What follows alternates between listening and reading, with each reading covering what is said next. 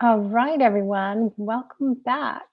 So we are in, this is track one. So this is personal and own development. And so if you're looking for the other track, again, for track two, you need to be in room two. But we are happy to have you here in the main room. And the first session we have here today is with Jennifer Brick. And so let me just, Jennifer, I'm going to promote you to, well, actually, you're already set up as a speaker. So Jennifer, if you can go ahead and just turn on your camera and then your microphone and join me up here on stage.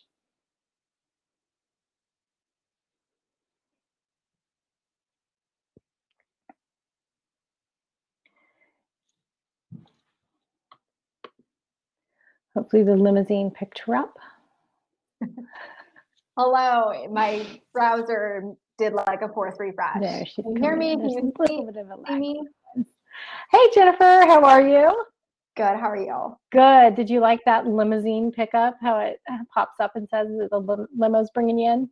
So I saw like the limo was waiting for the speaker, but my browser did something funky. So but you may just had to do a little refresh, but I'm glad that you can hopefully hear and see me. Yes, I can hear and see you. Yeah, so I think you're all set. And so I will go ahead and turn it over to you. You can go ahead and share screens if you'd like. And we're looking forward to hearing all about precision networking. Awesome. Okay, I shall share my screen with you all because I'm a presentation kind of gal.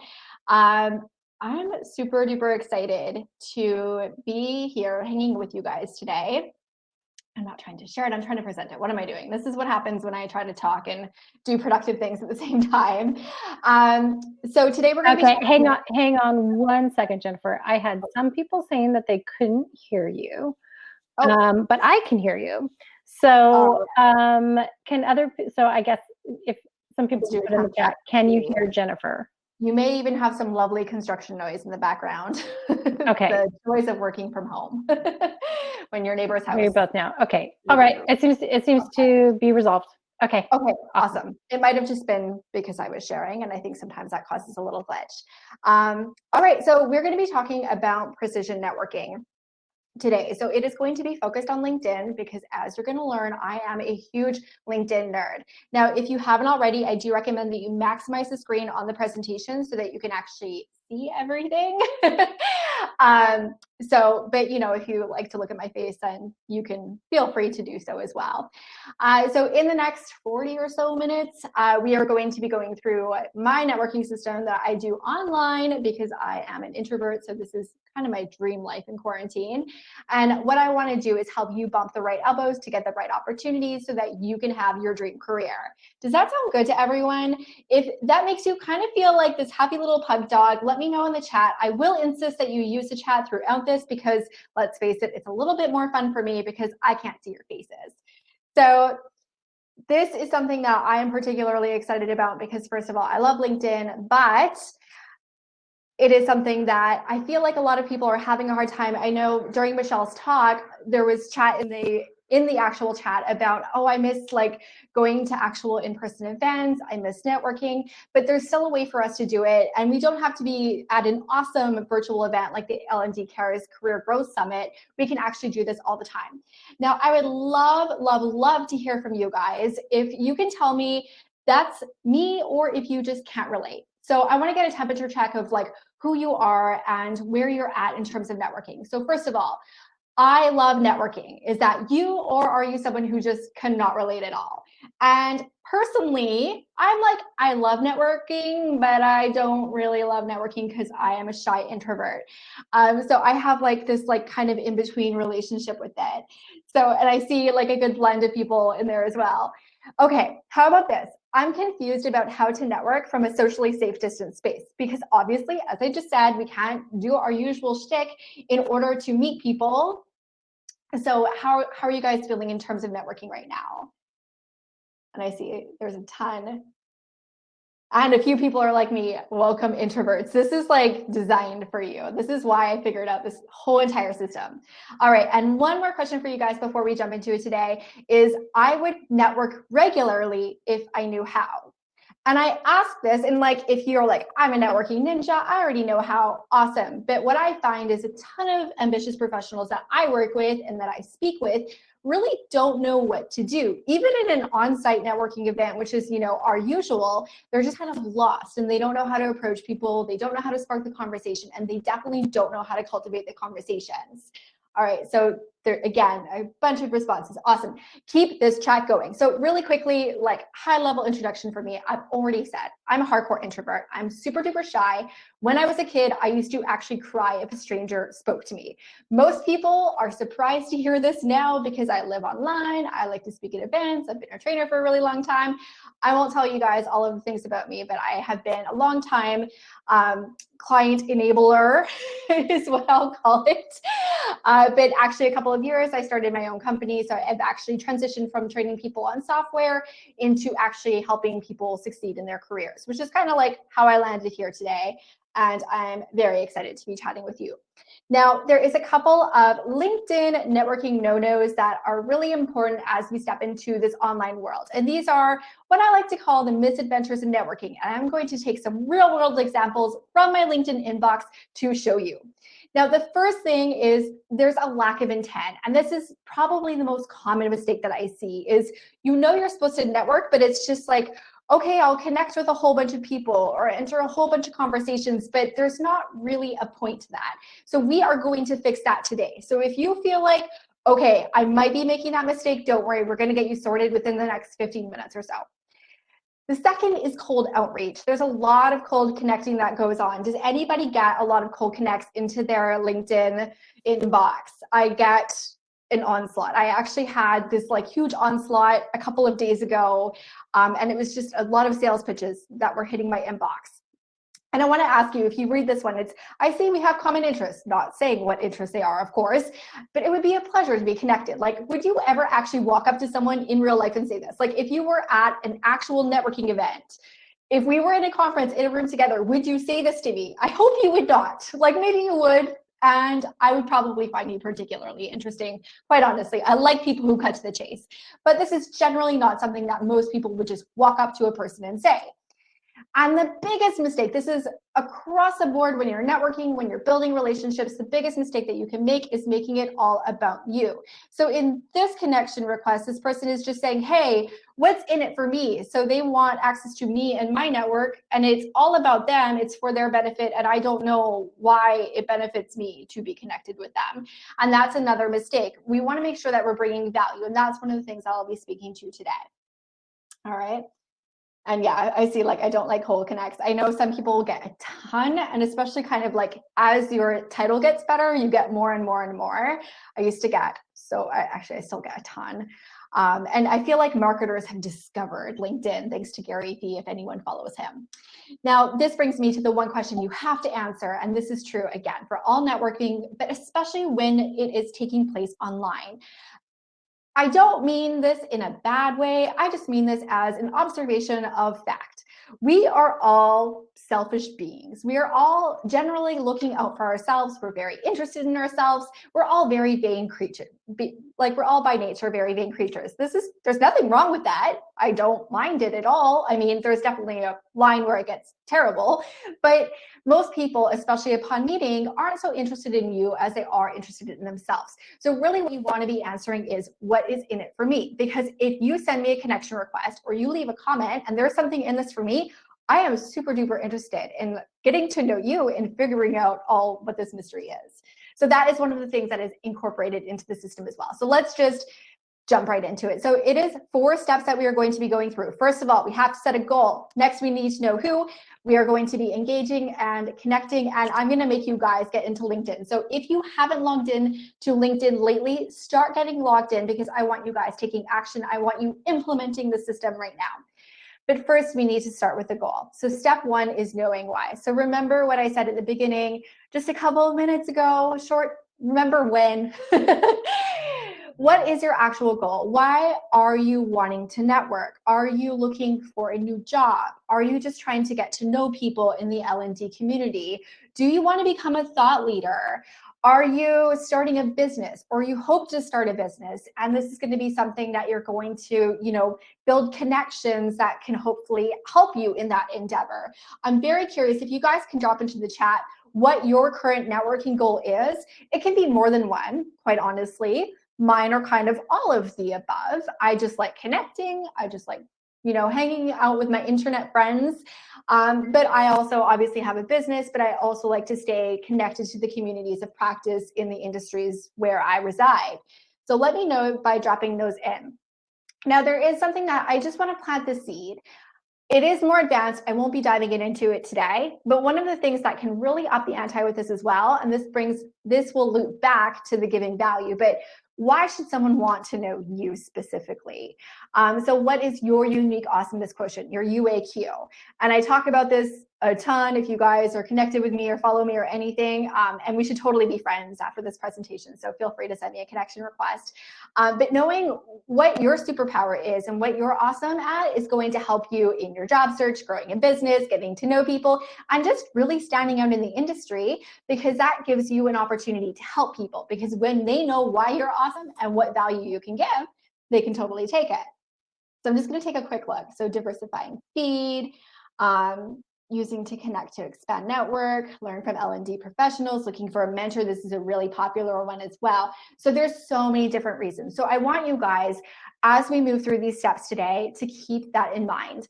I'm going to kind of center this on job search, because I know that that's something that most people, even if you're not in it today, it's going to be something that you end up doing, but you can just swap your search out and it's going to have the same steps. That's the great thing about this whole process.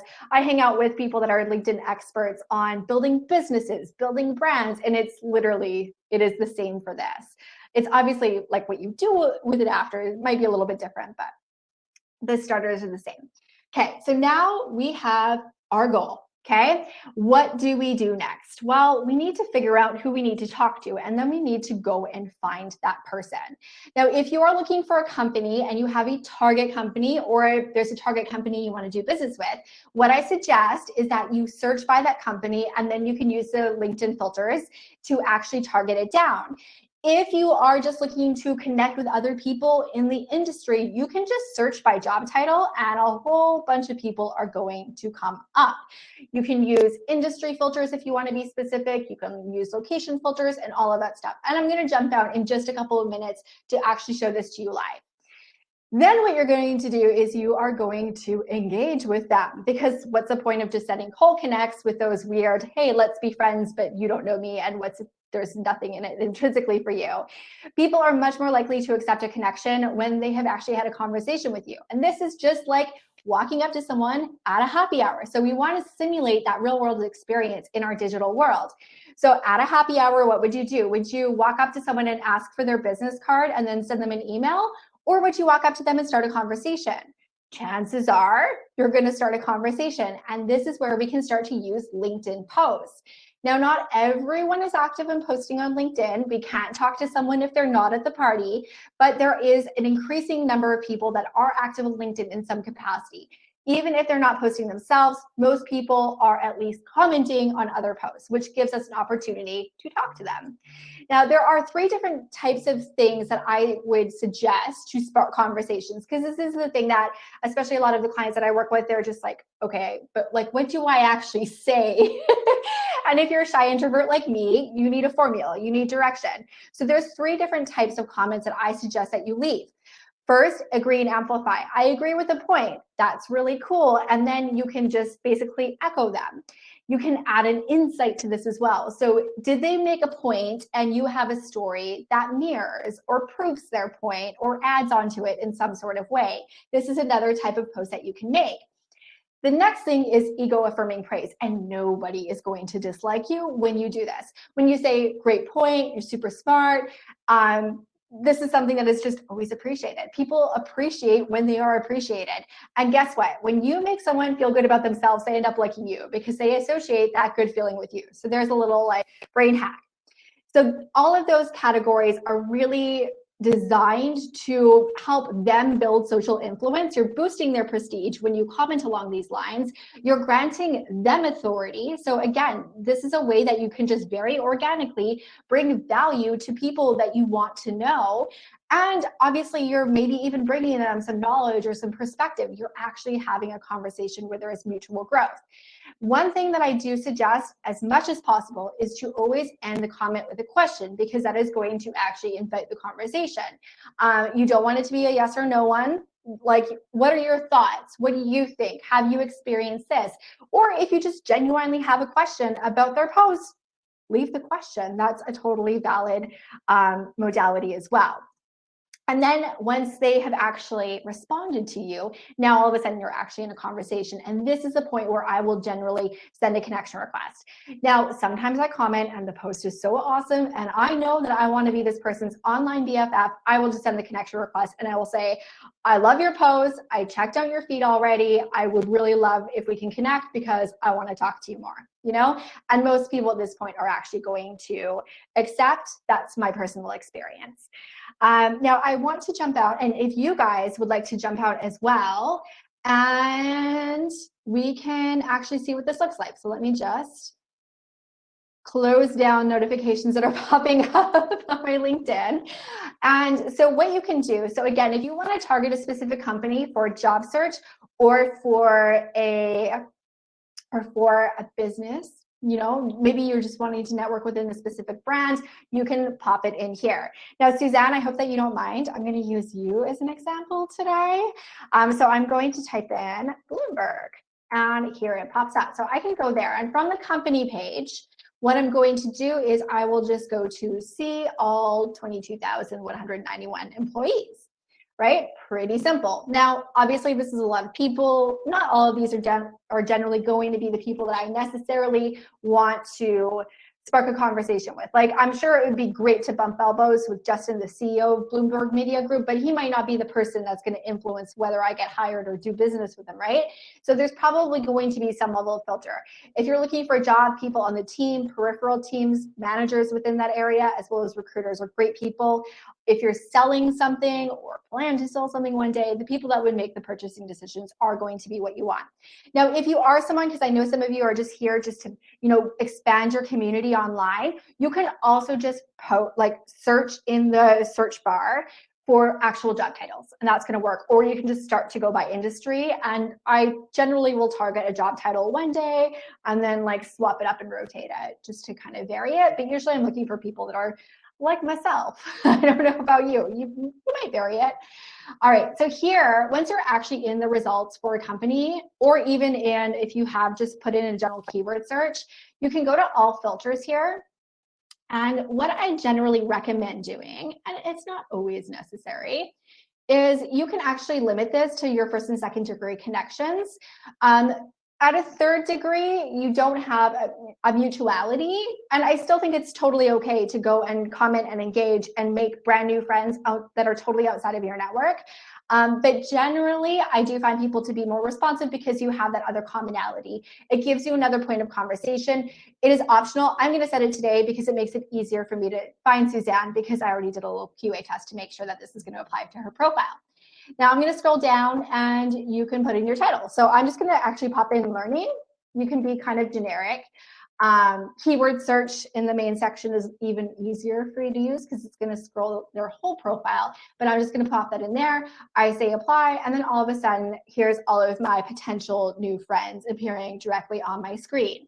So I'm like, oh, okay, Suzanne, she looks pretty cool. She has a job title that is very interesting to me. I want to get to know her. So I'm going to go to her profile, and obviously you can see we're already first degree connections. We're already friends. But if I didn't already know Suzanne, what I would do, and if you're following along, I'll just like actually pause in case anyone is doing this. Once you actually get to the profile, what I actually generally will do is I'll take a look at their profile. So I want to read about Suzanne. I want to know who she is. I can see like what she's actually doing, because this might be a conversation starter. It might give me something that I can bring up if I find something to talk to her about. But generally, like, the place that you're actually going to go to spark that conversation is under activity. And this should be visible on like almost every profile, in case like there's some people that turn it off. Most people leave it on. It's a LinkedIn default. So what I'll do is I'm going to go to see all, and I will go to posts. Now, LinkedIn posts, unlike Facebook, that if you got more than a week old, it gets kind of creepy. LinkedIn has a longer decay for posts. So I still have posts that are 3, even 4 weeks old that do get organic impressions and organic activity. I do get people scrolling through and just interacting as well. That's awesome. I love you when you do it because those posts are there for your consumption. But generally what I say is if a post is within 2 weeks, there's a chance that you just stumbled on it on LinkedIn. So I tend to focus on posts within the last 2 weeks. What do you do if you get here and this person doesn't post on LinkedIn? Just go back to all activity and see if they've commented on anything that you can sub-comment on. Don't do it if it's like, happy birthday, congratulations on the new job. That's not a conversation opener. That's kind of like the awkward conversation at a happy hour. Whenever possible, stick to posts, or if they have an opinion comment, that's where I would target. So what I do, I can see that Suzanne has a recent post and she has commented, future of learning, love the idea of students as the explorer. Can we do the same for corporate learning? So Suzanne, in her post, has done a phenomenal job of actually opening up a conversation. She has ended on a question. So I can go in here, I can comment, I can put in my thoughts. I'm going to give it a like. If you guys are following it on Susan's profile, go and give her post a little bit of support right now. If I wasn't live and talking and could actually talk and type at the same time, I would actually answer in here. I would share my opinion. I would watch this. I would have my response to it, and I would put it in. And I'd say, like, have you thought about it this way? Do you have any experience with this? Again, this can be informed from information from the profile, but it's not necessary. Generally, everything that you want to have a conversation about is going to be right there in their post without, being too stalkerish or anything like that. Now, what Suzanne actually did reply, if, again, we weren't already friends on LinkedIn, I would go ahead and send that connection request to her so that I can actually stay in touch with her. And that brings us into the last point, because what's the point of having all of these connections if you don't make sure to stay engaged with them? And this is honestly a mistake that I've made. So I'm going to get up on my soapbox and tell you not to do it because I've done it before. I've been the person that did the awkward cold connects. I actually had my LinkedIn account suspended. I couldn't connect with anyone for 2 days. Don't do that. It's not nice. It's not a good experience for the people that you want to get to know. It alienates them. That's opposite. When you actually get to a point where you're connected, do make sure that you're spending what I recommend. Okay, good, I do. I'm like, do I have this slide? Yes, I do. Spend at least 50 minutes a day, pop onto LinkedIn, scroll your feed. Have they posted something? Can you participate? Can you can you open up a conversation? Can you write your own post so that you show up in their feed? And I know that there's a lot of fear about what to actually post. If you actually go into my post history, I give you a few different post types that you can very easily do that are decidedly not scary. You can set news alerts. So if I wanted to start conversation up with Suzanne, I can set a Google News alert for Bloomberg. And when Bloomberg was in the news, if it was something that was relevant, I can, maybe there was a big announcement, something exciting. Hey, congratulations, it's super exciting. How's this impacting the learning world or something like that? Now, if you are someone who is looking for a job, one of the things that I do want to touch on as well, because I know that that's one of the main reasons people do kind of turn to LinkedIn for networking, and that is once you have that connection, if you have a well-established connection, what you might find is they might approach you to say, hey, there's this opening on my team. Are you interested? This happens frequently. That is kind of the point of this. You want to be top of mind. So this is staying in their feed, staying in the conversation is going to help them do that. But if you see a job that you want to apply for and you want a referral, if you have established a connection with that person, you consider them a friend or you're speaking with them regularly, they're one of your LinkedIn buds, you can ask them. But another more passive way of doing it that I find more people are comfortable with is that you can actually reach out and say, hey, I'm interested in this opening I saw on your company's website. Do you have any suggestions? Do you have any advice? I'm curious about applying. I want to learn more about the company. I noticed you're on this team. What do you love about it? And that gives you, again, a conversation. It expresses interest. And if someone is open to referring you, at that point, they will generally offer without you actually having to ask, which is, kind of the ideal. All right, so that is everything I wanted to cover. I know that was super duper fast, but who went in and actually found a profile? I'd love to comment. while we were going through this? Let me know in the chat. I do have for you to download, if you go to capdecasolutions.com/ldcaresbonus, you can download the guide right there. And actually, what I'm going to do is I'm going to find this presentation. I'll drop in the share link for this presentation so that you can just grab it if you want. And if you guys have questions, I can answer questions for you. Sorry, I actually behind the scenes have like 2 monitors with approximately 1 million tabs. Oh, don't we all? So yeah. I just had to find the right window here, and I'm going to share Jennifer Inception. Oh, I'll stop the sharing.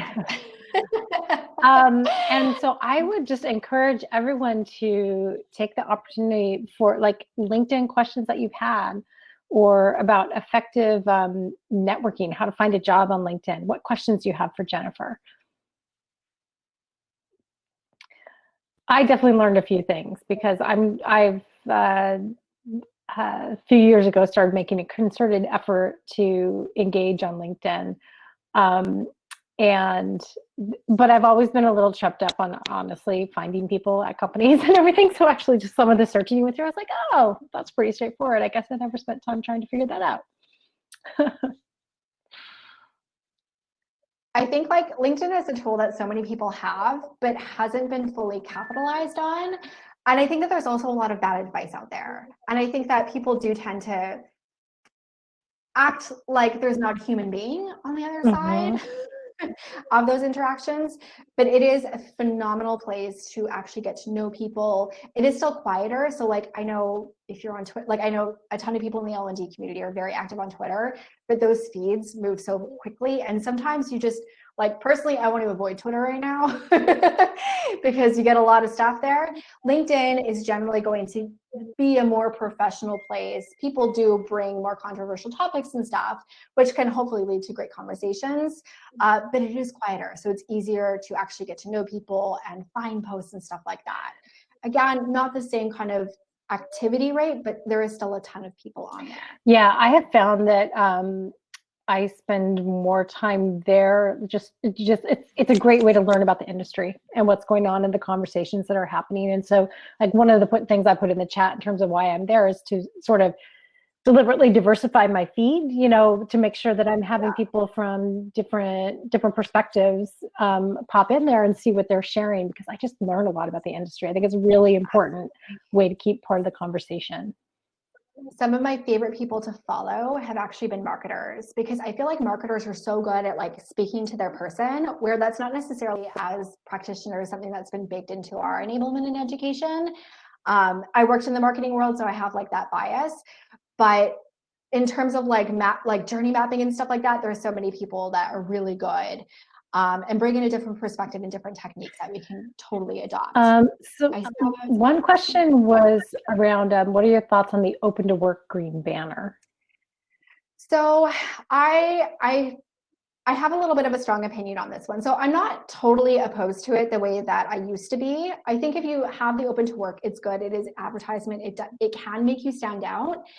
The thing that I caution against is make sure that you're not putting seeking opportunities into your headline.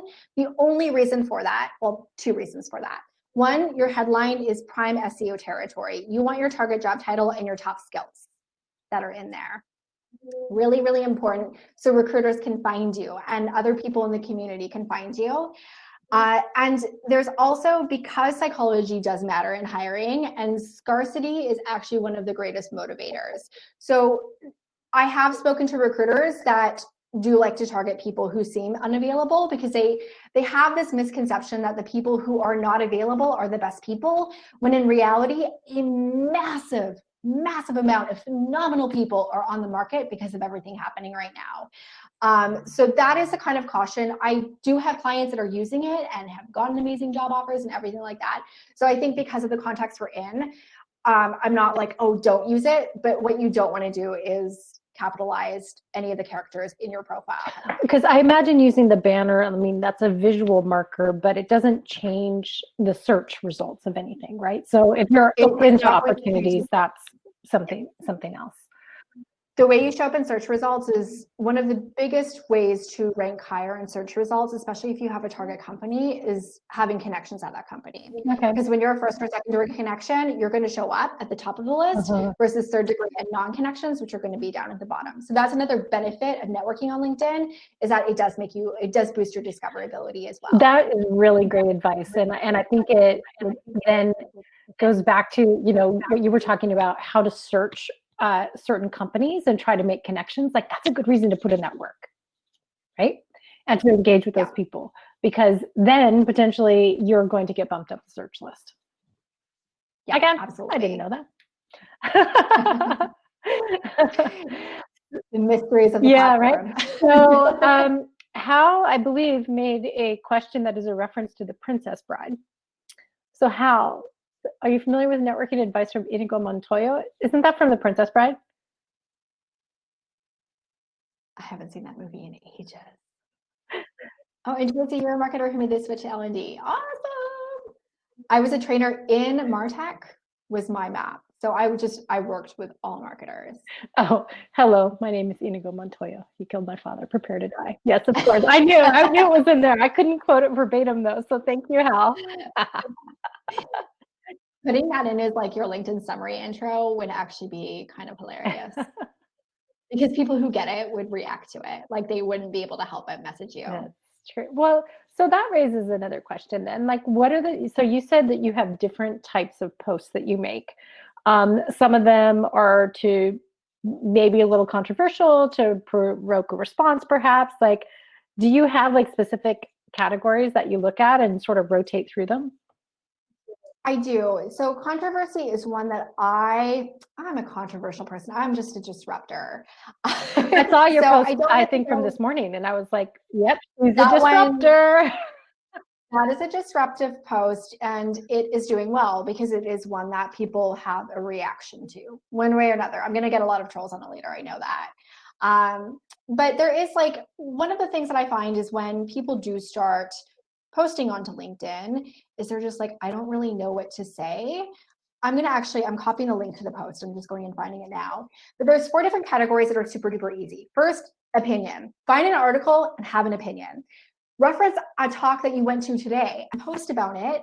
Use the hashtag LDCares and have an opinion about it. I agree, this was awesome. I am interested to dive in more. Like, what are you gonna do?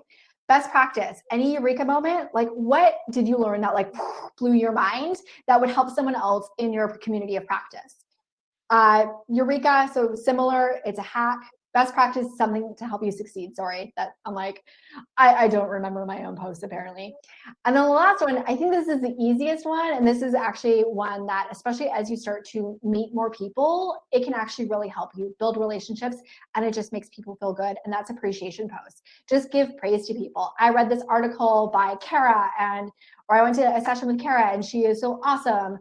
Or my manager recently helped me with this, or I read this post by this person and it was really informative and you should check it out.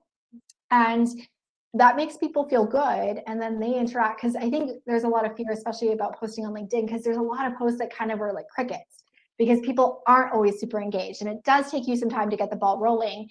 But those are kind of ones that people are going to want to interact with, but they're also safe. Yeah. You're not going to be wrong. You're not going to be judged. You're not going to destroy your career or hurt someone's feeling with any of those.